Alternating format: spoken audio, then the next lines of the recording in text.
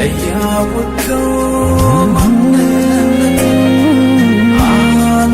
አትተወኝ እያወቀው እንዲያዩ ሰማይን እንዲህ ስትዩ አየሁ።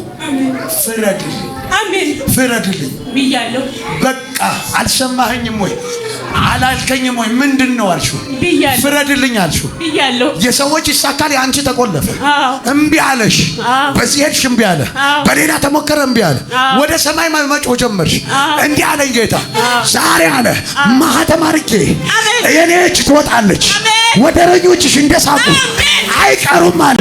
ዛሬ እንዲህ ላድርግህ ተሻገር ተመቶልሻል።